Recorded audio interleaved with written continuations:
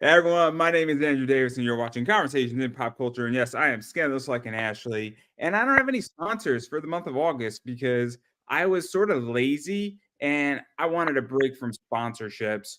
And but if everybody wants to support the show, I have a nice little eBay store that you can go to called Pop Anime Comics Collectibles, and I sell a lot of comics, cards, cool items. I'm selling hats apparently now, so that's cool. You get those.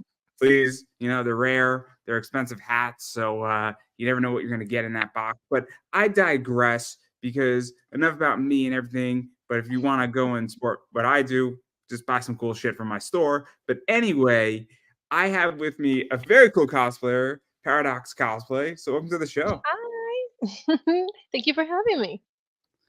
Yeah, no, I am excited. I am excited because you got a lot of stuff I want to talk about, and there's several cosplays I want to talk about, but there's some people who probably know who you are, and there's some people who do not. So, who are you? The quick introduction before we kind of get into a little bit of Who everything. am I? My name is Jetta. I go by Paradox Cosplay, and I've been doing cosplay for about 16 years now. I'm based off of Puerto Rico, and now I live in Texas. So we're doing a lot of Texas cons around here and moving around the states, doing a lot of partnerships and fun stuff. So if you guys ever want to come check me out, go to Paradox to Exis Cosplay, and you'll see where I'm going next. Cool. So obviously, I want to get into all this, and obviously, you've been doing this for 16 years.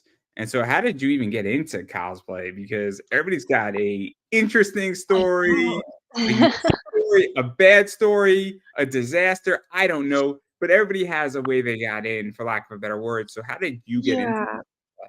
cosplay? It wasn't anything too crazy. I wasn't really aware of the scene at all until my best friend got me hooked in it. I used to help her a lot with after hours homeschooling and stuff like that. And she was the one that got me into the video games. She got me into playing all sorts of like role playing stuff, and she got me into cosplay. So when she first introduced it to me, I was like, "What is this? So it's just Halloween?" And she's like, "No, no, you can make your own, and you're so creative. You can make your outfits if you wanted to. You can make your wigs. You can make whatever." And me being that I'm creative and I love to do art ever since I was basically born, it automatically intrigued me. And look at me now. I love creating stuff, and that was the perfect outlet to just be able to express myself.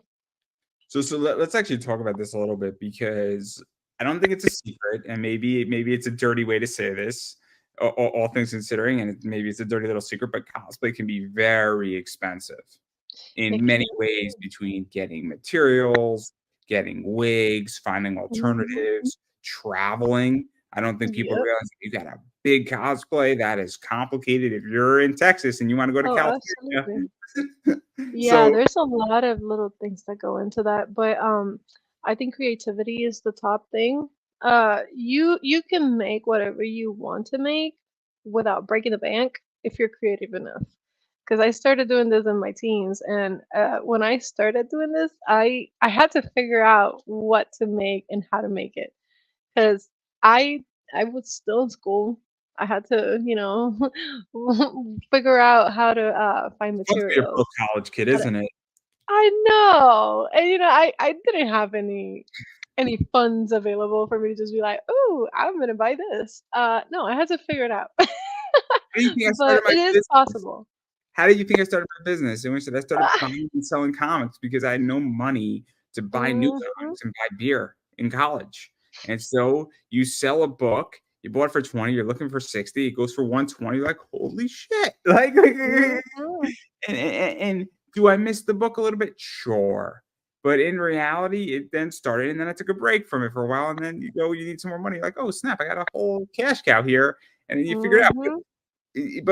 Getting back to you with this is that, but like, what is this like? Because I do agree if you're creative enough, but also there are sometimes hard workarounds that you just can't work around. And so, Mhm. like, even dealing with that, because I think that's one of the biggest issues with cosplay right now is that, yeah, but if you need a material and Like, I don't know, your black cat's a good example, like, she wears a latex suit, like, I don't know an Mhm. alternative for that, and if Right. latex is X and you wanna make it, like, you're shit out of luck. So, yeah, but it doesn't necessarily have to be a specific type of material. You could always use any type of material. Like I learned how to sew at a very young age, so I would use whatever fabric I had available. I wasn't picky about what I needed to use, and I mean, you do learn what fabrics look a certain way, what fabrics feel better, what fabrics are more stretchy, what fabrics breathe better. So you also have to create a balance between how much you're willing to spend, how much comfort you want when wearing the outfit, and then how hot you want to be, how you know what I mean? So there's so many things that go into the thought process and the planning of building a cosplay. Let me ask you this because I'm not a cosplayer. Mhm. I cosplayed for, like, 3 times and then the rest that it wasn't for me. Um, I enjoy, panels, I enjoy speaking, I enjoy a lot of other things at conventions, I enjoy watching cosplay, but I have noticed that a shift has occurred in cosplay, and I'm curious how you feel about it, is that it used to be that it was straight out traditional, that you gotta look like the character, you gotta Mhm. dress like the character, you can't modify the character, and now we're starting to see a lot more mashups. We're starting to see a lot more also people picking what you said, comfortability, I guess Yeah. is maybe it's not a word, but it gets the point across. And so what has that been like? Because that is a shift. And Uh, I think in a way it's a good thing. I mean, if you're not going to a straight up competition that's super critical about what you're making and you're doing cosplay for fun, why would you stress yourself about looking a specific way or having a specific body type or being male versus female? Like you could just have fun with the character and you can just become whoever you want to become. So that's the whole point of the cosplay. You can't have cosplay without the play factor in it, right? So it's all supposed to be fun in the end. And I think people are really letting go of that stress of, oh my God, I have to look exactly like this or I won't do it. And actually enjoying the process more. So I think it's a good thing when it comes to that. yeah, no, I don't disagree. I just feel that, and this is just my opinion and what I've seen, is that I do think that's coming back, but I do think for a while that has been suppressed. I really do. Mhm. And I Yep. don't know if it's conventions who have caused it. I don't know if it's certain cosplayers. I don't know if there was other pressures that I can't Yeah. exactly identify, but I do know that that was there, and that I Mhm. do think it is slightly coming back and swinging the other way. And Yeah. maybe I don't remember, and I haven't been to a con, and I'm not as immersed as I once was a few years ago, but I don't really I remember now, and then obviously speaking to a lot of newer cosplayers and people who have like 1,000 followers on Instagram, they Mhm. want to have fun with it. And also speaking to the crowd that's over 40, they want to have fun. But then there's that professional cosplay group. And I don't know if the pressure came from them or it's a mixture of a bunch of stuff. And I don't want to like out people or out a whole Mhm. position, but I definitely feel that this is a shift. It is not something that was there 5 years ago. And when I was Mhm. in, college, it was you had to look like the character.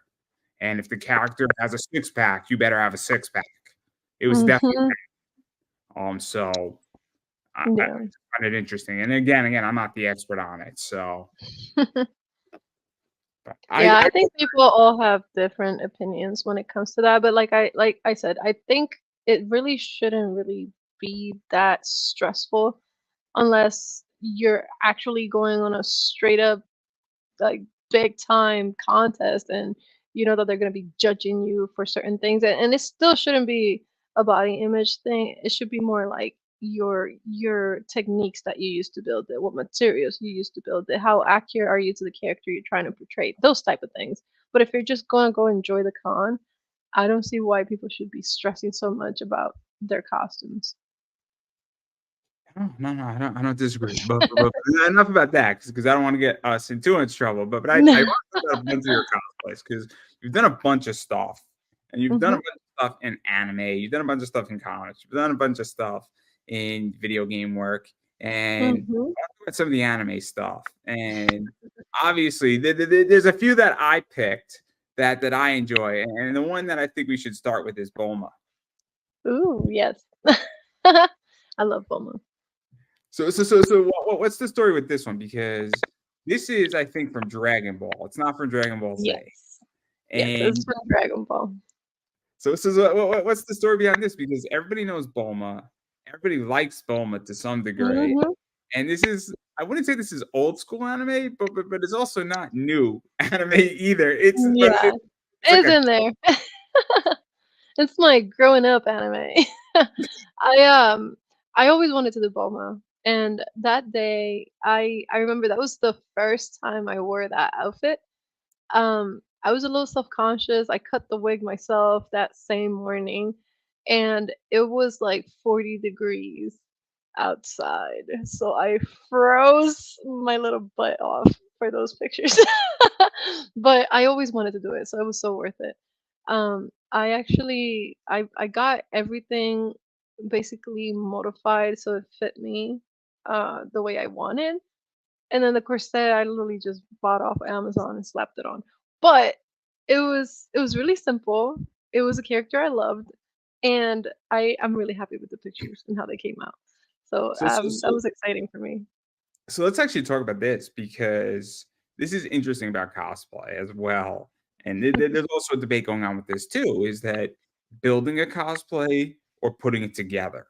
Right. And, you know, I don't really, I mean, I personally don't care Mhm. because if you're shooting photos, it's kinda like this interview. I have questions in front of me, but I'm still doing the interview, right? Like, it's kinda like a take-home test, right? You know, you Yeah, have all the information in front of you, but you still gotta present the information. And so absolutely. what is that like? Because I think criticizing somebody who either buys a cosplay or buy parts or commissions it versus seeing somebody who made it themselves, if you're not competing, I think that it's kind of, a moot point. And I don't Mhm. get why there's this classism Absolutely. surrounding it. I Yeah. don't get it. And it bothers me because I think it's a skill to be able to say, Yes. I know my measurements and I know that I need this piece over here and I need Mhm. this. And I know that if I order part A from person A, they're good at building this, and person B is good at building part B, and I can put it together. I think that's a skill in of its own. Right, no, I don't see any issue with that either. Again, if it's something that is gonna be judged, that's a completely different story because then you're trying to see the person's ability to make something and create it from scratch. But if you're just gonna have fun and you know your size and you know what fits and you want it to come in quick and you want your stuff to look on point, I mean, there's nothing wrong with doing that. Because again, some people don't know how to sew. So I mean that's a learning skill that you can build up along the way. But if you don't have that skill yet, you're left with different choices. And why would anybody give anybody else issues for that? So I don't think like you said, I think it's a moot point because at the end of the day, everybody's trying to have fun and not bring each other's down. No, no, again, I don't disagree, but even to go further into that, but like when you're building it and you're piecing it together, because I'm curious about this, is that how do you even know how to do that? Because as I was stating, that's kind of a skill too, where when you're putting parts together to create a Mhm. sum, that's a massive skill set. I mean, if you know, or person A knows they suck at building a wig, there are people Right. in the cosplay community who are arguably the Mhm. best at building or style wigs. And so, like, understanding what you need for this and what you need for that, and even with Roma, and then there's a few others that I think you piece together too. We're gonna Right. get to your Emma Frost, I think, is another good one. Using this is where you piece it together, like what is that like? Because as I was stating, I think that's a massive skill. Say, I I mean, know that's every piece I need. yeah, there's a whole pre-planning stage to all this. So you basically come to the drawing board and you go like, okay, I want my character to look this way. And if you are looking for certain items, let's say, for example, for Bulma, if you get a bunny suit, but the bunny suit does not fit a certain way, and you just wants it to be cinched in, like the one I have, I got the corset with the bunny suit because I wanted a certain look to it. And then I got the bow and the cuffs. Everything was one piece, but the bow that came with the cuffs, it wasn't the bow I liked. So I got a separate bow to add on to that. So it's a lot of trial and error sometimes. Same things for the stockings. I wanted the stockings to be blue, not see-through like some other stockings are. So I went through like three different stockings to buy the ones that I actually wanted the look to be like, which is that really high contrast blue. So it's sometimes a trial and error thing. It's not so much, oh, I know exactly what I need. Like sometimes you have to go and try out a different thing and see what works best for your image in your in your head of what you're trying to do for cosplay. So interesting. And then to even talking about another one, because sticking with Mhm. corsets, I mean, 0 2. Mhm. Yeah, I really love that one. I What I liked the most about it was the glossy fabric. I had to get a specific bow with that type of fabric so it matched the suit, and I had to buy the ears with that same type of glossy fabric because I felt like it would look off if I got it with a duller fabric or if they were fluffy, it wouldn't fit as well. But for that bunny suit, I bought a regular suit, a regular one piece, and I added the bunny tail myself. I just hand sewed it in, and it was the most adorable thing ever because it was like perfectly where I wanted it. Um, but things like that, it's really fun. The wig, I cut the bangs myself, but that's something I've been building up as I've grown because I used to do my own hair myself. So I just cut my own bangs. I always did that growing up. So I do the same thing with the wigs, and it's been fun. It's been a fun learning experience. Not many people can say that they butchered their own hair, building a skill like that. So And then obviously, I mean, we were speaking about Pokemon before. I love Pokemon. Mhm. You've done some Pokemon stuff, and you've done a bunch of Pokemon stuff. So I think this is one of yours. Yes, it's actually me and my mom. So that Bulbasaur, I made that one from scratch, completely all sewed together. I did different pieces, and I wanted the skirt to be puffy. So I have an underskirt that's full of tulle, and it just makes it fluffy like that. And then I have more tulle on top to give it that see-through blue look. Because if you could see, the fabric that I have on my arm is the fabric that I use for the dress. But the dress looks somewhat a little bit more blue, and that's because of that tulle fabric that I put on top. I styled the wig. I did the hip band. I did it with a lot of regular. Just I bought a whole pack of like fake plants and real rosebuds and all the cute stuff that you see sometimes at Michael's. And I just styled it how I wanted it. I just got a really thick headband and I just started super gluing everything up to it. I added moss so it looked all cute, and I did the same thing for the corset. I added all the moss, and the bulb in the back was made from scratch as well. It's actually being attached by a giant clip that I slid into my corset in the back. So it's a giant clip like this big, and it just goes in my corset, and the bulb just stays there. And out of the bulbs, I have these wires that come all the way to the front, and they're posable. So I can mold them however I want, and they'll stay for the pictures. And they're pretty cool because 'cause I'll walk around and you see the little arms going like this, the whole whips. It was a great build. It's one of my favorite builds that I've made so far. And then even sticking with Pokemon, because obviously you've done this one too. Absolutely. I actually did one from scratch as well. The fabric that I used for the boots and the dress, I made everything from 0. And I have the full process of how I made that too. I actually had a friend wrap me up and saran wrap and duct tape, and then she drew the dress on me, and I used that as an actual template to pass it on to the fabric and sew it all together, and it fit like a glove. It was beautiful. That's crazy. That's crazy. That's a wild, wild outing. and commitment right there, everybody. That's commitment. Oh, And it's then absolutely fun. and then this is also interesting because this was a picture Mhm, with Sophia Savant or Savin, mhm. or I don't know how to say her. Siobhan, yeah. So what's the story behind that? Because, you know, obviously you're Misty, she's Yes. Pikachu or Pichu. Yes. It can go either way. It can go either Pikachu, way. yeah.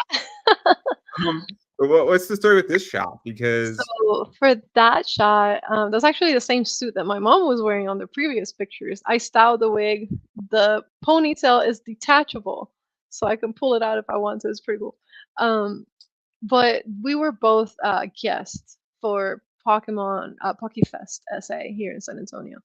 And that was one of those shots that they took of us together. But she was literally on the booth next to mine, and we all got together and got organized and made sure to come in with outfits that match the same theme. So she said, "I'll bring my Pikachu," and I was like, "Okay, I'll be Misty."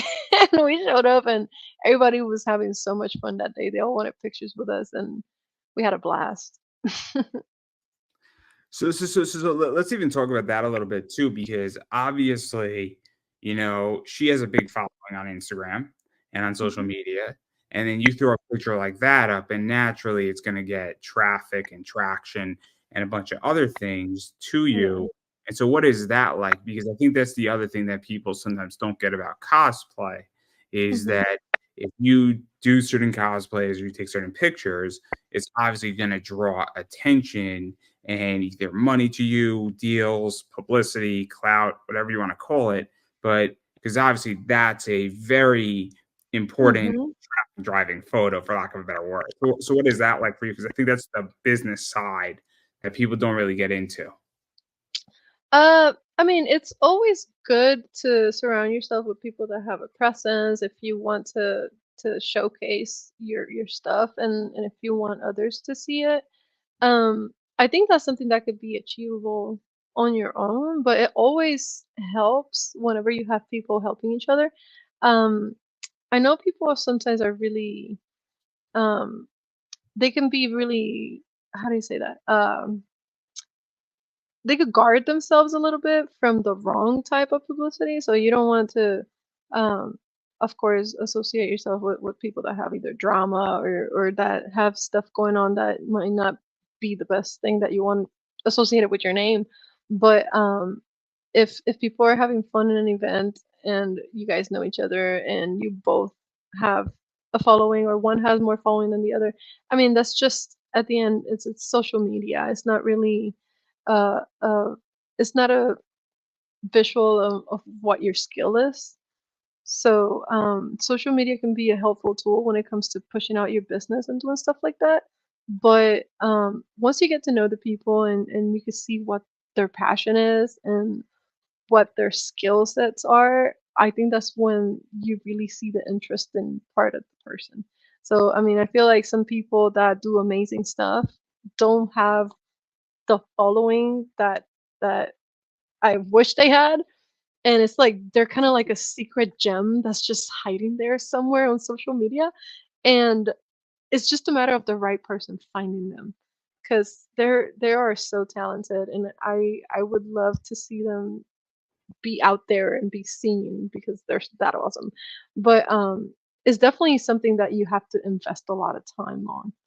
So, things like this, like just as simple as a photo with somebody that has a following that it's already focused on the type of stuff you like to do, like cosplay, photography, modeling, whatever your skill set and your focus is, it really pushes you in the right direction to the right people seeing you. That way you could get more opportunities and you could get your business out there and seen by the right people.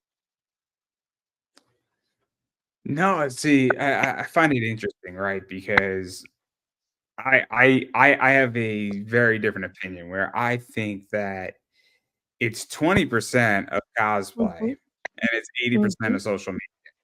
And Yeah. it's the same thing with everything, and even in comics and interviewing, and unless you have a different strategy, but I've taken the long road around because I do Mhm, think content is king, and I do think you need substance.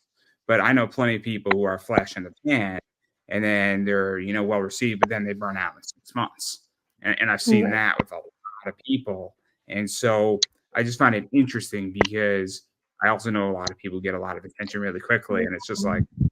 they just have Well, a social viral video. media is such a fickle thing too, because well, you can invest a lot of time into building up your social media, and then next thing you know, the smallest thing could shut it down. Like I've lost several pages ever since doing cosplay, and sometimes it could be so frustrating because let's say you have an account with like I don't know 30 something K followers, right? And that account gets shut down and you can't get it back and you have to start from 0 again. Like, that kills your entire, I like, mean, this isn't motivation for a that. joke. I mean, That it's yeah. really interesting, right? Because once you start doing certain things and you Mhm. become big enough, you have a target on your back. People want to hurt you. People want to take away your business. People want to do bad things to you, and then all of a sudden you do the wrong thing. You put the wrong Mhm. photo up, and then bam, you're done. It's like you don't own your social media. I mean, Mhm. right now on YouTube, I have a warning, so I have to behave on YouTube. I And have several warnings. Hmm. so that's not expiring till like October 17th. So I have to behave, relatively behave. And I'm like, well, I didn't do anything that you said I did. And there you go. It's like I it's very upsetting. It's very upsetting. Is the point. But yeah, no, it's again. I think social media. I think it's like at least 80% social media. And it's also what you post. I mean, because Mhm. I can put a top cosplayer against somebody who has 1,200 followers on Instagram, and I think the person who Mhm. has 1,200 followers on Instagram is just as good, if not better, than the person who has 600,000. And I don't think, as far as craftsmanship, as far as ideas, it just so happens that the person who has 1,200 followers is a guy, and Mhm. the girl has 600,000. And it sounds messed up, but it's Mhm. definitely it's what you're cosplaying, it's what you're putting out, the content you're putting out, and it that Right. dictates. I mean, that absolutely dictates. If you're doing Yeah. some weird, obscure cosplay, you're not gonna get the same I view as know, it's like right now you have Deadpool and Wolverine, and people cosplaying Deadpool and Wolverine are the first thing you're getting on social media. So, I know people do like to ride those hype trains whenever stuff like that is the thing that's in. And that helps a lot with that. But again, that goes into what you're trying to do. If you're trying to grow your social media, there's so many different ways you could go about it. Whether that be collaborations or just appealing to what's happening right now. And some people get really lucky. Some people do something, and next thing you know, something blows up. And the cosplay that they're wearing is the next hot topic. So it's you never know.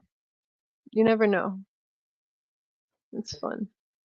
No, no, no. I definitely feel that. And then speaking about fun cosplays that you've done, I definitely want to talk about this one because this is one of my favorites you've done. Ooh, yes. Naruto. And it's this Actually, version too. yeah, so the cloud version, that was Yeah. it was somewhat of a collaboration. So I had a friend that wanted to do it and we got together and started making it together. Um for the clouds, we just wore some skin colored shorts and a skin colored um one of those bras without the straps, the strapless. And then we attached all of it with some wires so it looked like it kind of floated out of your body. And it was an extensive process. It was really simple. It was just time consuming. And it was great. We even had some little sandals that we put little clouds on. It was lovely. But it looked great. It looked amazing. The only bad thing is that it gets all over your hair.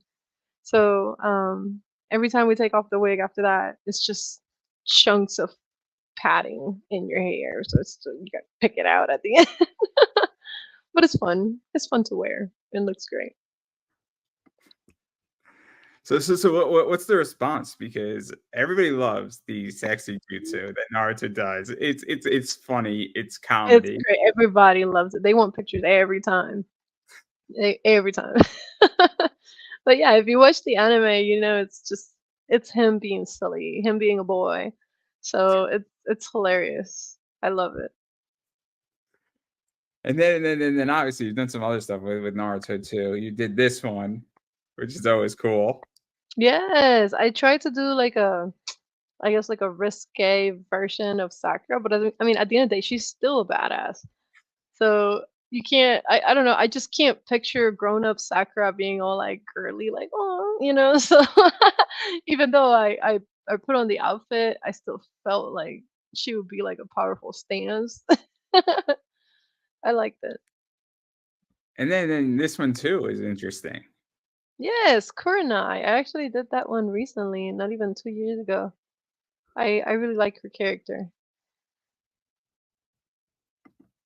And so what is this like the point of Naruto? Because Naruto's like Pokemon, where everybody Mhm. knows the characters, everybody's it's still relevant.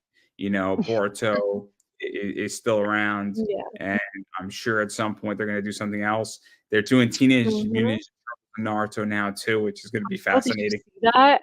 I didn't think that was a thing. I didn't think that was real. And I was like, "Oh my god, it's confirmed." I Be can't wait to so see that. I can't it's wait gonna to see it 'cause I don't know be what to expect at this point. They're all hilarious. yeah, I don't know what they're gonna do with it. Like it's I mean, you're gonna mind-boggling. see Naruto eating pizza. You're gonna see that. So think about this. Think about this, right? We're we're Huh. we're we're getting Naruto and Teenage Mutant Ninja Turtles. We're getting Sonic Mhm. the Hedgehog, the third movie in December, which is Mhm. Shadow, voiced by Keanu Reeves. Mm. Okay, Can't and then wait. we're getting, and then we're getting Shrek 5. Isn't Toy Story coming up too? I don't know. Toy Story hasn't been confirmed, but we're getting Shrek 5. It's like Yes. the weirdest time. It's like the I epitome. know. Everything is coming back. It's like all my childhood stuff is coming back. I love it. So I don't really know. I don't really know what to think of it. I'm gonna be picking it up and reading it. I'm excited, but like Mhm. I don't really know what to think of this because it's kind of like what how am I supposed to react? Is my question I to know, it's like, you. Is that I don't know. I wanna see. I wanna see. I'm okay reacting to Sonic the Hedgehog 3. That's not the shocker. Mhm. Keanu Reeves voicing Shadow is the shocking component. But I would love to see that. I I wanna mean, I see mean, that. it's December 20th. It's coming. Um, but I don't know what to think of Shrek 5 and Naruto and Teenage Mutant Ninja. What are you It's gonna my do? bad. What could you possibly do for Shrek 5? I don't know. Shrek 1 was that. Then Shrek 2 was him being a human and then Huh? marrying. Shrek 3 was what? Oh my god, what was Shrek 3? 'Cause they stopped they wait. Shrek 3 wasn't the 3 ones with the kids? Oh, I don't know. And then Yes, yes, at the 3rd one, they ended up with the kids, and then the 5th one is the one that he had to go back, and everybody forgot who he was, and he had to win over Fiona again. I don't know. I don't even. What do you do for 5? I don't know. I don't know what you do for 5. It's gonna be so interesting what they do. It's gonna be so interesting what they do, but who knows? I mean, I'm not concerned. But it's still shocking. But I'm excited. But yeah, I don't know. It's gonna be interesting to say the least. So I don't know. But speaking about good animes and all that stuff, we obviously have this one too that I want to talk about, and this is Misa. Yes, that was very recent, actually. The main reason why I did Misa was because my good friend Cassie, um, she was building an entire like female version of Ryuk, and she did the wings. She even pulled on the wires, and the wings came out. and she does SFX makeup. So she looked insane. And I just had to. She was like, "Are we gonna do a Death Note team?" And I was like, "Let's do it." So I put it all together. We showed up to the event and we were all guesting this event. It was for Nostalgia-Con and it was great. We had a blast. So what is that like to do Death Note too? Because Death Note is still relevant in many ways. Mhm. And so what was that like? Because obviously you're at Well, nostalgia. a lot of people well, we had the voice actors there for that show, which is the main reason why we did the theme, so that way everybody could come in, take pictures with us, take pictures with the, voice actors, and everybody was having a blast because it was, like, everything main hub for Death Note. Um, it was actually a lot of, nostalgic, shows, and a lot of the voice actors were geared towards a lot of our childhood stuff. Cartoon Network, anime, Naruto, mainly Dragon Ball Z and Death Note. So the lineup was great. We had the entire cast almost for Pokemon. It was insane. It was insane to say the least. Yu-Gi-Oh! Yeah, so people brought all of the outfits to match the theme that we were going for, which was nostalgia. So since you brought it up, I mean, what is it like though to be guesting? Because obviously I've never been a guest at a con. I, Mhm. I, I used to do fan panels because they gave me a free ticket to speak for like an hour. And when you're a broke college kid, or tickets are like 60, $70, it's a lot of money. It's You're a lot like, of "I'll money. take it." So, I'll speak about a topic I wanna talk about, and then I have a 3-day pass. It's wonderful. Mm. Especially when you live locally. It's nice. So you don't have to stay in a hotel. 70 bucks, 80 bucks, $90 goes a long way. Yeah, absolutely. But what is it like guessing? Because I've never had that experience, and I don't know what it's like to be on the other side of the table, Yeah. and what it looks like for you and being around, I guess, all that stuff, and even I don't know how long you've been doing it, but even how it has changed because Yeah, it's I absolutely think things changed. have changed, right? I mean, correct me if I'm Yeah. wrong. It's changed a lot. So mainly it depends on the event, the type of the type of crowd that you're gonna get. So some events are more family friendly, some events are more like geared towards adults. But so when you have a booth, you can sell your merchandise. You get people to come over and they do meets and greets, especially people that have been following you on social media and never had the chance to meet you in person. That's their chance to come say hi, take pictures, just talk for a minute. You see the support, and it's a great experience every time. I absolutely love just getting to know everybody and seeing who's out there, just seeing all the content that I'm putting out, and usually they tell you the best stories. Um, you get to interact with the voice actors, with other guests, the celebrity panels, and you get to build the relationships with the people that do the cons. You know, so everybody behind the scenes that makes the show run, you get to interact with them and meet them and see what their goals are for future conventions. And those relationships are the ones that get you to come back and do it often and keep building on your own thing, your business. Because at the end of the day, it's all a partnership. At the end of the day. Mhm.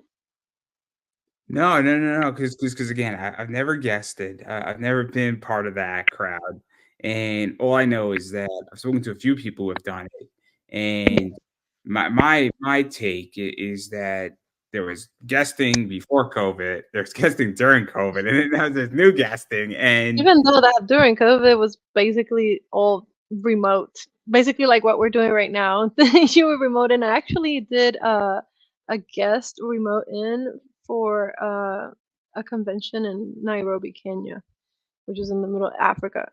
It was great. That was awesome. I what never was thought I would that have. like? Explain that to me. Like, what was that like? So it was a little different because it was like the panel was pre-recorded, so it was shown out there afterwards, and they just saw everything that you answered as far as the questions that they already had for you. and they get to see your profile, your little bio, and all of these people end up reaching out to you later, like, "Oh my God, I loved your story," or "Oh, this is awesome," or I can, I feel a certain kind of way, and I can feel that we will be friends if we will get to meet each other and live closer. So it's sweet to get those type of interactions back, and I loved it. That's just wild that it's, like, pre-recorded and Mhm. then you're, like, there, I but you're not there. Oh, know. that's I it's kinda know, I cool. know. So I was still watching everything from afar, but again, it was in the middle of COVID, so people weren't going to a lot of places, and it was a different experience. It was That's fun though. trippy. That's so Yeah. trippy. That's But I that's remember before COVID, conventions and stuff like that weren't as popular. So I could tell somebody I was a cosplayer and they'd be like, "What's that?" You know? I feel like nowadays is a little more mainstream. People are more familiar, especially with big names like Marvel, DC, and anime. It's something that almost everybody knows about nowadays. So it's definitely been growing, and it's more of a, I guess, more mainstream thing. You did not see that before. So before us guesting in a convention, it was like we love it, like we appreciate it, but it was like nobody else really knew what that really meant. And now ah, it's out there, and social media has helped a lot with showing our side and seeing how fun conventions could be. Before, you would tell somebody about a convention or an anime show and they'd be like, nerd, you know. Now we tell them about an anime convention. Oh, there's gonna be all sorts of superheroes and whatever. What's the first thing you hear? Oh yeah, I've seen how fun those are. I've seen videos on social media. I've seen this. I've seen that. The interactions are awesome. You get to meet celebrities, and now they understand a little bit more of what happens at cons, and it makes people want to go there. And so now there's cons almost every month. So it's really grown. nah, that's crazy, but you mentioned some Marvel stuff, so I wanna show some of that. Mhm. You've done the Black Cat, you've done Yes. Mary Jane, I think you did Mhm. She Carnage, this Yeah, that Carnage was fun. I bought a suit with just red design on it, and it had some black shading, but all of that texture in the holes, I cut the holes myself on them, and the texture was all hot glue. This is the time that I found out that hot glue comes in all colors. So hot glue came uh, on black, on red, on blue, on green, on everything. So I bought tons of packs of red and black hot glue, and I just caked up the dress, and everything was all hardened up by the time I wear it. But the entire face piece, I made it little by little with pieces of hot glue, and then I put it all together so it fit me. Um, it was fun. It was fun. It was a whole experience, but you could literally make anything out of hot glue.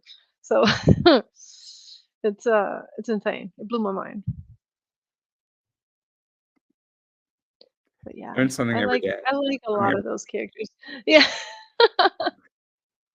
and then I mean, obviously, the Emma Frost you kinda touched upon, Yes, where I this love was it. pieced in many ways. Yes, And then obviously there's some DC stuff I want to touch upon also. So you've obviously done Catwoman, and then I you did this know. version of Catwoman too.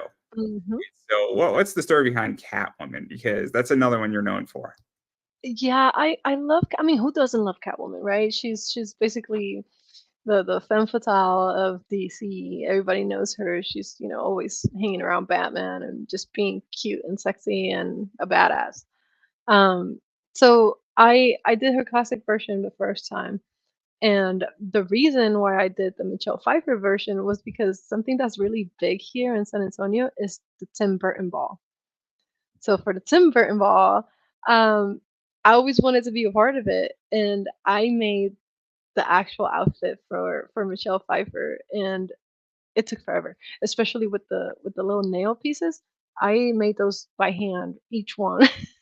So it was insane because I would look at photos from the movie and try to get them to like look exactly the same. I had to find the exact same nails, same size, same thinness, and I I finally got them to where I like them. And once I finished, I have a friend that he's a really well known Penguin from the Batman movie, and both of us got invited to the Burton Ball several years in a row too. So it was just amazing, and I did it first to just be part of the ball and just go enjoy it, but then they ended up inviting us and having us be part of the show to bring people in. It was really sweet. That's wild. That is, Mhm. but it must be so much fun too, though, because it's like you're Catwoman, and obviously, if you get invited, Mhm. you're doing something right. Oh yeah. No, but yeah, no, that's fun. That's cool. And then obviously we have to talk about Poison Ivy because Yes, that's one of I my think this is favorites. also Poison Ivy too, right? Yes, different versions, yeah. So yeah, so what's the story between those two versions too? Because you can't have Catwoman without Poison Ivy. Yes. So that first version is more classic. I was actually 7 months pregnant in that picture, you can't even tell. But, I actually you're gonna laugh because this outfit was so simple. I bought a one-piece bathing suit for comfort, and then I just slapped leaves all over it. It was great. I actually went into one of the Michaels stores to get the leaves, and when I went to get the leaves, I saw that they were selling that giant, rose, and it was just for them for decor, and the the way it looked and how perfectly it matched everything that I was buying to make the suit, it was no-brainer. I just bought it, I took it, and it's been my prop ever since for that type, of outfit, and it was great. Now the second version, I did that as a collaboration with one of my friends that she does, body painting, Mariana. So Ms. Mariana, she spent a good 8 hours painting me and putting all of the details. It was insane. The shoot itself took maybe 30 minutes to an hour, but the prep took like 8 hours. The top, I made it from scratch. I even added all the buttons by hand, and then the the panty version, I did that myself too from scratch. Um, the wig, I put 2 wigs together to get that, like, dark look with the red, and, I loved the way it turned out a lot. Like, I was really inspired by the Arkham, Knight video game, so it was a really high up there goal for me to do that version. No, that's crazy. So 8 hours of painting. Yes, 8 hours, like, my feet were asleep by the time we were done. I was like, can I sit now?" Mm. That is wild. That is just wild. And then Yeah. oh man, that's crazy. And then to talk about another iconic one of your cosplays is Chun-Li. Yes, that was actually my first cosplay. And then you did this version. Yes, that one I loved that too. I did that for the first time about 3 years ago. The alpha is the one that I cannot wait to do. So that And will then be my 3rd version and of there's this Chun-Li. shot too. I know, I love it. So what And what that's what what I was mean when I mean collaborations. These are the type of collaborations that are fun. They're amazing, and it's mind blowing to me to get to collaborate with people that want to do it and are into the actual game, and they want to have fun with you, have these pictures, and next thing you know, we're just jumping around like little kids, like, oh my god, this came out awesome. It's a whole vibe. I really like it. it's wild. Just wild. And it's cool though. I mean, it's amazing. And then also another one because I have a good friend DJ Croft who does some Tomb Yes, Raider, and I love DJ, and I you're love a Tomb DJ. Raider. Yes, that's another one. I really want to redo this one. I actually wanted to do Tomb Raider, but the old school version with a really blocky chest. That might be my next one coming up. Absolutely. I just And love how you can like build up the fun factor into the cosplays. It's awesome. so many things I could say. But then you also have done some Scooby Doo stuff. and then Yes. there's Oh, yeah. this, there's Mhm. that, and then you've also Yep. done this with, Maddie Mason, I think, has been involved in Yes. some of Oh, this as well. absolutely. We do it all the time, and my baby actually comes out dressed like Scrappy, so it's the best thing ever. Oh my god, so many things I could say, so many things I could say. Oh, Scrappy baby. I love it. But what is that like too to do though? Because obviously she also has a following, and so when Mhm. you collaborate, obviously that just further amplifies Yeah. what you're seeing, who you're seeing with It's so from. much fun. Maddie is a really good friend of mine, so when we do it, we're having a blast every time. The extra views and the collaborate the well the result from the collaboration is it's just an extra factor, and I mean I'm grateful for it. But I just love hanging out with her. It's so great. Every time we go to a con, we're just having fun, dancing, having a blast, trying to do videos. So it's uh it's more so for the dynamic. It's great. No, no, no. I mean, I love it. I love it, and Yeah. obviously, going through your Instagram because I went through your whole Instagram. I see it all, You did and so homework? I do my homework. I do my homework, on TV. I know everything. I know everything, and Every little absolutely. thing. So, yeah. So there's so many things I could say. So many things I could say, about that. But I'm just gonna just hold my tongue because I'm a professional. Um, 'Cause I'm a some professional. Mm. but I do want to talk about two more, and one of them 2 more. is appropriate, this one right here, and Yes. I love Wednesday Adams. Me You too. know, would you like to buy some lemonade? Would you like to buy some Girl Scout cookies? Are they made with real Girl Scouts? I when I did this, I wanted to do Wednesday, but I wanted to do like a more grown up version of her. And I really didn't want to change much. So the obvious choice was to slap on a corset and get longer hair. And I think it was the perfect touch. Add the stockings and it was perfect. I really liked it. No, I love Wednesday Adams. I love Wednesday Adams, and I just love Wednesday Adams for so many reasons. And Christina Ricci is just so good, Mhm. it's so good. Um, but I digress. I don't want to go into a whole tirade about Wednesday Adams. But do I do want to talk about this one though because this one's the most interesting, I think. Yes.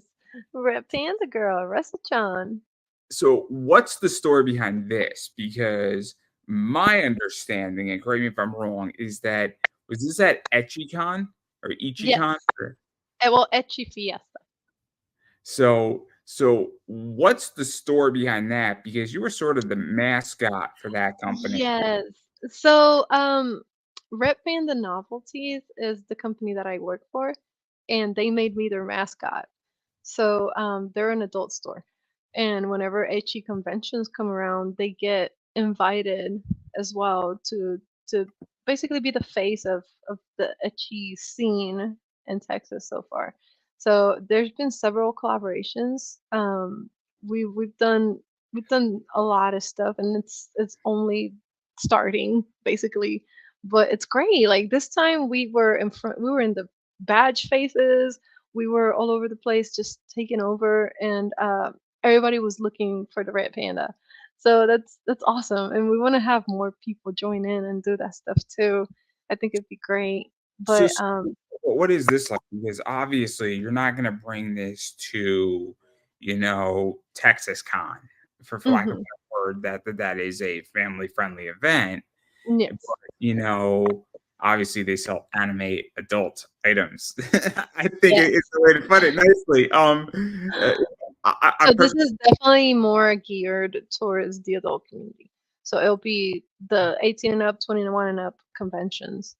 Um, But Because we have done other conventions though. The only difference is that when we have our booth, we have to block it off and make sure nobody can go in unless they're carded to our area.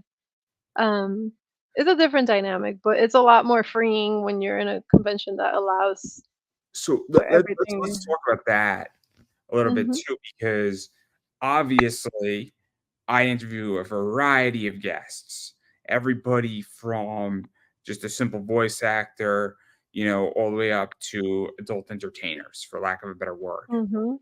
And I enjoy doing interviews where I have carte blanche, but I also know that I'm on YouTube, I'm on Facebook, and I can and can't do certain things. YouTube is not Yeah. a fan of certain links. eBay, I run an eBay business. I don't sell topless books in my eBay store, not because Mhm. I have a problem with topless books, but because eBay pings me and that's $1,200 to $1,500 a week gone. Hmm. It's expensive. It's expensive when you're a relatively small business. $1,500 is the difference between not necessarily eating because it's a side hustle, but having a profitable month or not. Mhm. So what is that like though? Because the con culture is probably very different when it's an Yeah. 18 plus con or a 21 plus con versus a family friendly con. Mhm. And also, I don't know, like you tell me, because I have never been to an 18 plus con. So it's a different dynamic. Like I said, everybody for the 18 and up, 21 and up club cons, everybody gets carded at the door. But everything that happens in there, like of course, there's no cameras allowed, there's no videos allowed unless they're media sponsored by the event. And it's nice. I actually had a really great experience during those conventions because people know what to expect, so they come with an open mind already. Nobody's judging anybody, and they're just coming in to have fun. Um, for as far as the difference, when you go to regular cons, you just you have fun just like you normally do. The only difference that we have in the 18 and up conventions is that the merchandise is different. Do um, you also feel, let me ask this, because mhm, so obviously I run a wrestling show. I mhm. can openly state my opinion on wrestling on my and my co-host show in a way because it's my house, my rules, right? So, do you feel that in an 18 plus position, people are also less tense because there's no cameras? And I hate to say Yeah. this, I'll throw it out the nicest way I can put it out is that people are secretive about certain things in life. Mhm. And if there's no cameras and there's nothing of that, and even media taking there probably have an idea of what to do and what not to do and what to Right. poke and not poke. So so if there's a book, even if it's an okay book, like my friends write a book called Boobs, right? Mhm. And certain people don't want to buy that book because it's an embarrassing thing to buy a little bit, right? You Right. Over there's more freeing, so people have the ability to just do whatever, and they don't have fear of judgment or anything because everybody's there for the same thing. They're just there to have fun, even if it's to laugh and giggle. They know what to expect. So it's not like you go there and you get surprised, like, oh my god, what is this? It's really you don't fun. accidentally wander in. Exactly, exactly. So, I think that makes a big difference, especially with the advertisement. Um, but I like it. I actually enjoyed it, and my experience there was great. I felt more comfortable in a way in that con than on a regular family-friendly con, if that makes sense. So weird. It's yeah, I I mean know, and I don't know how to explain it unless you experience it. Like, if you go there, you're gonna see exactly what I mean. Everybody's just having fun. They're not feeling a certain way about themselves. They wear what they wanna wear. They go, they say what they wanna say. Of course, as long as it's respectful and everything is being done, in a good way. Uh, it's fun. It's fun, and people get involved with the panels, they get involved with the stage, and it's really interactive. But it's great. again, I'm so boring. I'm so boring. He said Like I'm so boring. it's like I'm so boring, I'm so predictable, I'm so just like calm, and I'm just like, okay, yeah, nice and simple. Mm, Keep me, and like yeah, wham. I go, I'll go to a con, right? A regular con, and if I'm out of town or I have a hotel, like let's say it's local, I'll go and then I'll come back home and I'll legitimately just like grab like a Subway sandwich on the way back home, and then like I just go sleep in my bed and I'll watch some anime. Like even when I was going constant traveling, when I go to DC or Boston or something, like I would go and I would be like in my hotel room at like 9 o'clock, like reading a book, and then I'd be like sleeping and I'd be like waking up at like 8 in the morning, all refreshed, and be like, I went out partying and clothing list. I'm like, I went to bed at 9 o'clock, man. Like, I'm like 19. Like, so like that's my point is that I understand. Like, I'm so predictable and I'm so boring. Like, I wouldn't last 10 minutes at like an over That's 18. me though. That's me. I'm pretty I'm pretty boring. I feel like a lot of people look at my social media and they're like, "Oh my God, you're a parry animal. You're always doing something. You're always in an event. You're always." I'm boring.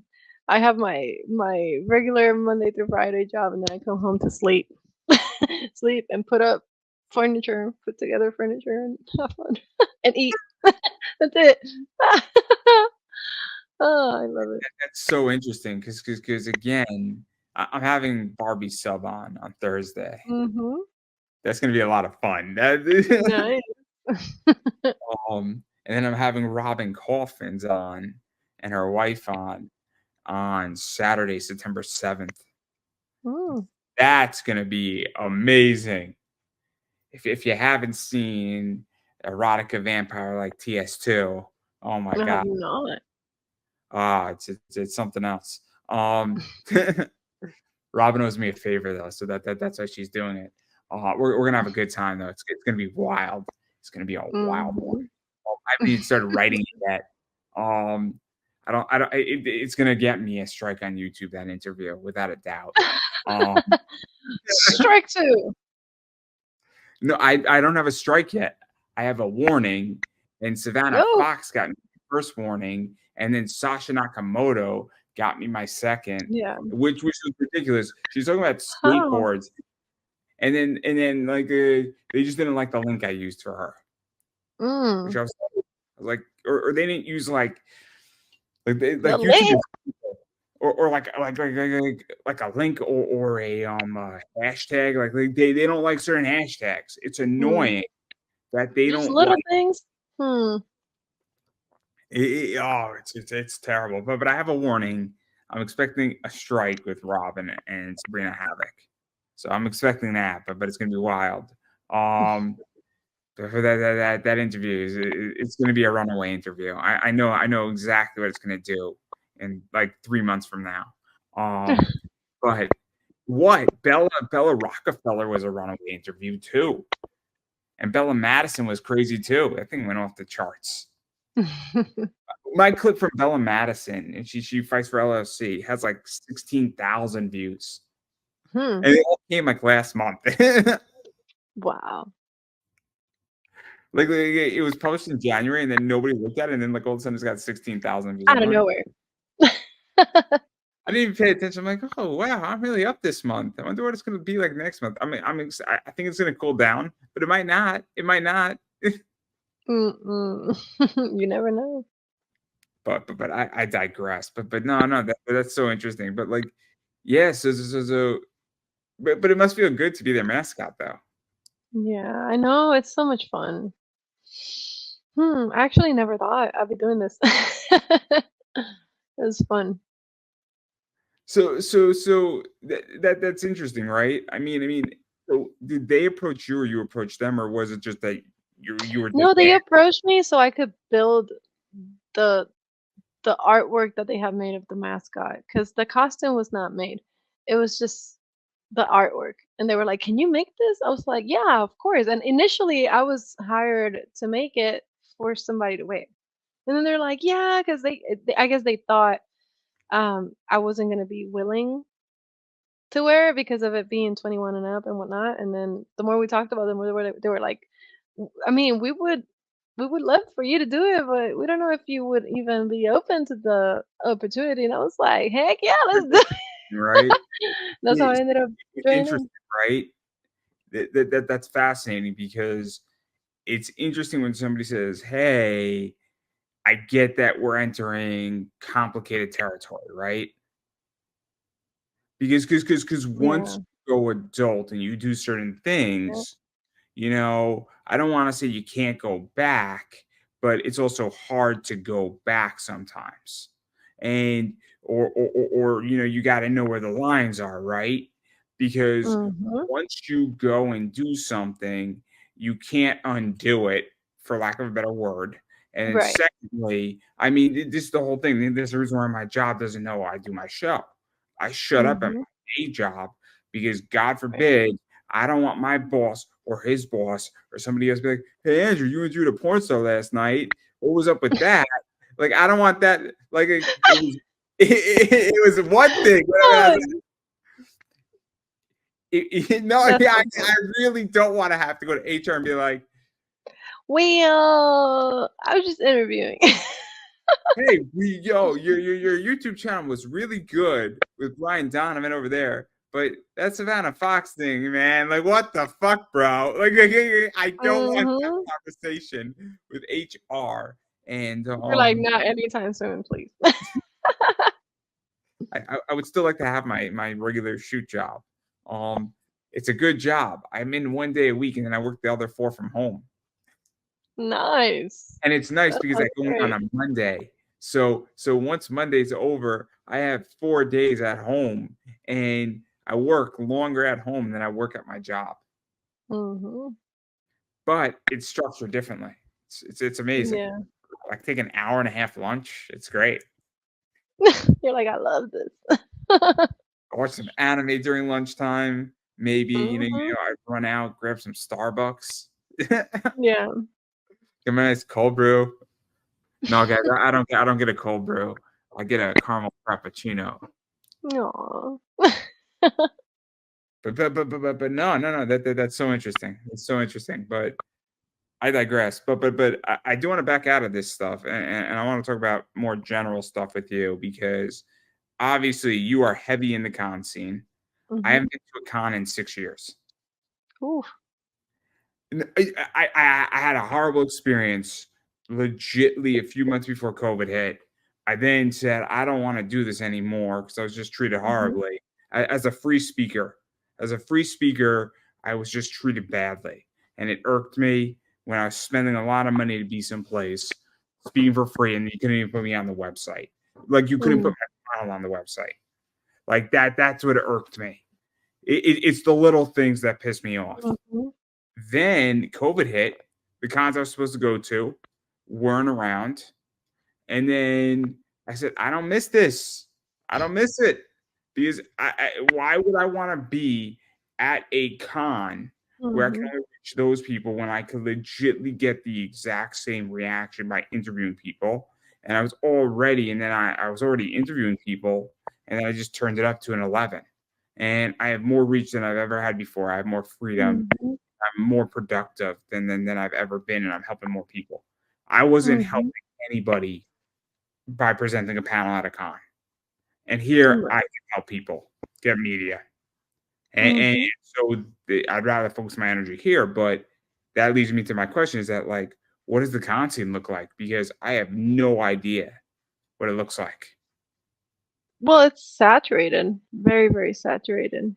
There's a lot of conventions versus before for the city. At least here in San Antonio, there used to be one big convention every year.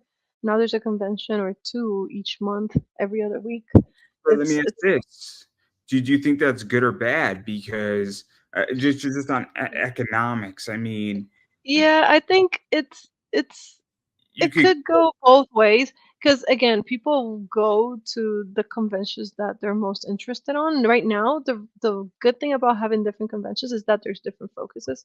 Like there's a convention just for trading card games. There's a convention that focuses on wrestlers. There's a convention that's more anime. There's a convention that's more Marvel, DC. There's So nostalgias.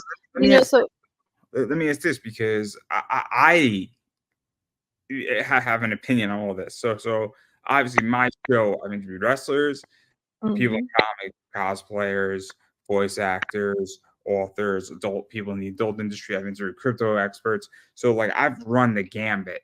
And what I figured out is that people are no longer just an anime fan. They're a comic Mhm. fan, they're a wrestling fan. And Right. when I last went to conventions and I look at convention stuff, so I see that wrestlers are there, I see that voice actors are there, I see comic people are there. Mhm. There's a little bit of everything. And so, I mean, if you have a bunch of cons, I mean, I get that it could be good because if you want to be niche focused, that makes Mhm. sense. There's also a situation where I'm like, you But could, then there's also the money. Yeah, because I mean, if people wanna go to several conventions, they can't really go to them. And then the vendors sometimes they can't afford to make all of the tables and meet the fees, especially if people are not coming to the cons. Like one convention might be really good profit, and then you never know if the second convention nobody's showing up because they all blew up their money on the convention last week. So it's a gamble to play, absolutely. do you also feel that because well, even to go even a little bit more micro, you also feel that cons to some degree as well have become very saturated inside the con?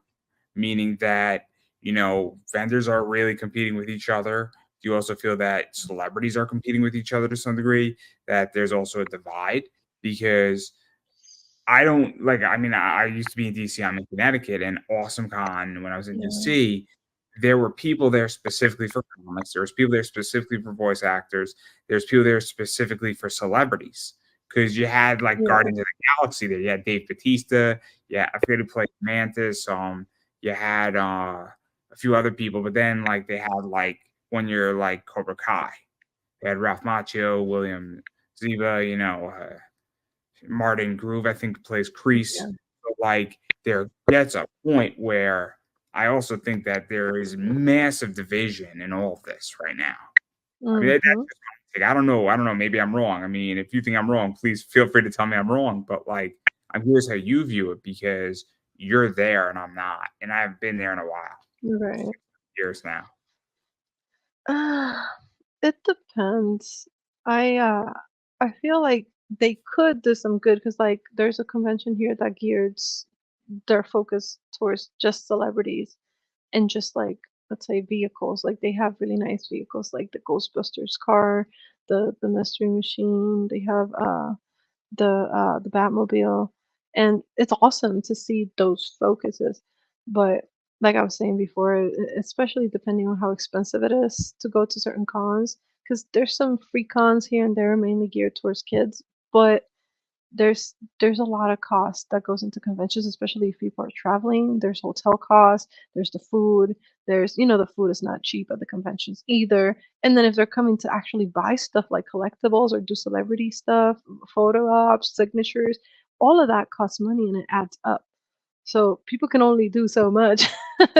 And usually whenever it was one con at a year, you could plan for that and save up and have all this money Oh ready to my go and set gosh, so aside nice. towards that convention. You know what I mean? So, It's like, "Oh my god, there's a guest here that I wanna see, but then when there's another guest that I wanna see this month, and then this other guest is next month." when I So, was in yeah. DC, there was 2 cons I did. So I did Awesome Con, which was in April, May, and then I did Otakon. Otakon was cheaper Yes. because it was an anime con. Wow. So Mhm. anime cons tend to be cheaper than Comic-Con or any pop culture con. Yeah. I've said this and I've said it and I'll stick with it. It might even be more. You need a grand to have a really good time at a pop culture or Comic-Con. If you have $100 at Otakon, you could have a blast for $100. Mhm. You could have a great time for $100, and you might even go home with 40 or $50 still in your wallet. But also that's changed massively. Used to be a lot Yeah. of voice actors would sign for free at anime cons. That's no longer the thing anymore. And it's getting crazy. And that's why it's like I'm looking at this and I'm like, I think people should be charging with what they can get away with, and people should be paid what they're worth. But I also think, like, I just paid 60, 70, $80 for a ticket. Like, you gotta throw me at least a bone. Something. Discount, please. Yeah. I mean, if you're there was a con I was thinking about going to, where I live, and it's local, and, like, a voice actor was, like, $60, and I'm like, Mm, I'm not gonna say who it was, but it was from one of the big, 3 or 4 shows, and I'm like, "The ticket's $35 already, like, you're charging me mhm, for to go get your autograph on a trading card or a Pop Funko or an 11 by 10 or a 7 by 11, whatever it is. I mean, it's $100, and that's me in mm, the door and your autograph. Like, you gotta be yeah. a brick. Like $100 is a lot of money right now. Mm, So I'm curious what you think because you're on the other side of this. I mean, you are completely on the other side of it. I'm a consumer, right? right. Like you're at a No, but I see it both ways too. Because even as a guest, sometimes I wanna get merchandise and sometimes I wanna get celebrity interaction too, so it's affecting everybody the same. no, because the reason why I bring it up is that as a guest, obviously, you're there and you wanna make money, but there is a sweet spot Mhm, of what people can afford. And this is why I think it's so interesting, and I think this is one of the things that's being missed right now in the whole guest situation and signature game is that what is the sweet spot where everybody can afford something, but also you right, can make your money back, or you're also protecting your worth because if you sign something or a comic artist signs something, it obviously could increase a value. And so right. I'm not saying somebody should give something away for free, but there also should be a position where like you're charging me $100, like I just paid $80 to be here. Like, Mhm. so I mean, I'm just curious what you think, because I don't I get mean, that. it can go both ways too, because depending on how they wanna advertise it, they can make a con free entry and then you pay for the celebrity stuff, or you could pay for whatever. But, I would I know that love the that. I would love that. right. So, or you could go the complete opposite way. You charge a higher price of admission, and then you get everything inside as far as celebrity signatures. Or, I've seen before where they do tickets. So, like when you come in, you get a ticket. You get to take one signature and a photo, and then if you want anything additional from that, you could pay for it. I mean, those are things that could be established, but it'd be up to the convention owners. Again, I mean, I have insight into how this all works. I wrote an article on my website about this, Hmm. how your ticket is broken down. Nobody's Yeah. read it. Nobody's read it. Nobody's read it. Wow. Like 0 people have read that article. It's a well thought out article, and basically your Mhm. ticket's broken down into 6 or 7 categories. Everybody, it's broken down into covering the venue, covering the staff, both paid and unpaid T-shirts, hotel rooms, vouchers, Mhm. all that stuff. It's then also covered into guarantees in the event that a guest doesn't sell out or anything like that. Yeah. So that's something that is relevant. Where if you guarantee somebody 50 grand and they only sell 45, you kind of have to make up that guarantee. What they guaranteed on an autograph, every autograph a celebrity sells counts Mhm. as a guarantee. So they know they're making. Otherwise, they wouldn't show up. They wouldn't show up Right. if if if you're worth $30,000, and you fly in. That's 4 days that you're not doing something else. So you better Mhm. be paid nicely for it. Uh, Yeah. and then there's insurance. There's also a whole bunch of app stuff. There's setting up the website, processing payment processors, all sorts of stuff. And nobody's read my article. So basically, but it's important to understand where your ticket goes. If you're a fan, it's really important to understand what you're paying for. Mhm. So, but I digress. We all know how I feel about celebrities and cons now.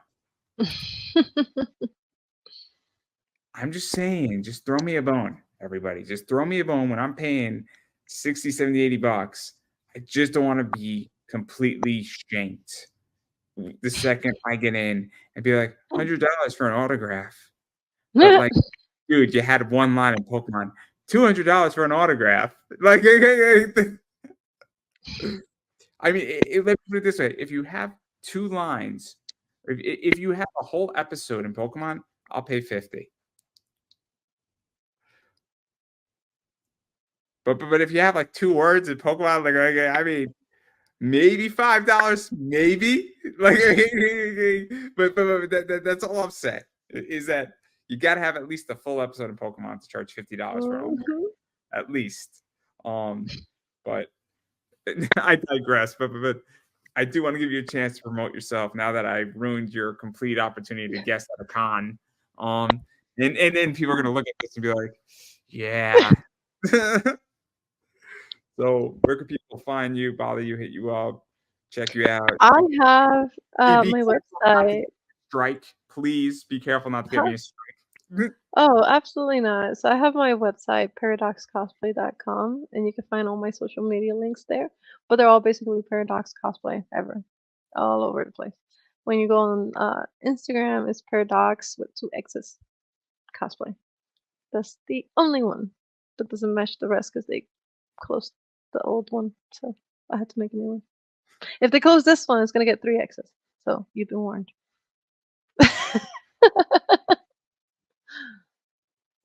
There's so many jokes I can make. Ha! So many jokes Jokes. I can make. But again, I'm in a warning on YouTube, so I can't make those jokes. Yeah, I don't Um, make the jokes. Don't do it. It's not worth it. it's terrible. Um, but yeah. So I'm gonna leave it at that. And then as far as I'm concerned, and I'm gonna keep saying is that you got to support people that you want to see their stuff get made, content get made. Um, and that includes a variety of ways how to do it. Obviously, one of the ways to do it is supporting people at conventions. If they have merch that they're selling, buy their merch, support them that way. They got PayPal, Cash App, everything that they got going on. That's one way how to Mhm. do it. Also, following them on social media is a big deal. It's a big deal. Following on the X, Instagram, Facebook, TikTok, YouTube. Um, I don't know what else there is in social media. At this point, I don't know. But those are the main five, I think. So that's a big deal. And a social media follow is free. It's free, guys. It doesn't cost you a penny to Mhm. like somebody's X post or their Instagram post or give their page a follow. It's free. So go do that. And as far as I'm concerned, everything that I got going on, I am Pop Anime Comics on Twitter, now known as X. I am Pop Anime Comics on Facebook. I am Pop Anime Comics on the Instagram.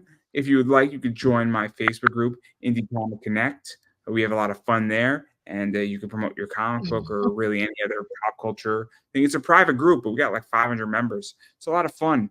And I just don't post porn in my group, and we're good. Um, that's a yo. You'd be surprised. You'd be surprised. Really? Huh. Nobody tries to do it, but if your cover, you don't put like a cover that has like the bars on it and censored. Just put the nice cover up Mhm. there. We're gonna get the job done, guys. People are still gonna click. Just I can't say it enough. I don't want to give Facebook a reason. I don't. Um, there's plenty of things they can knock me for, and I don't want to invite them to do it.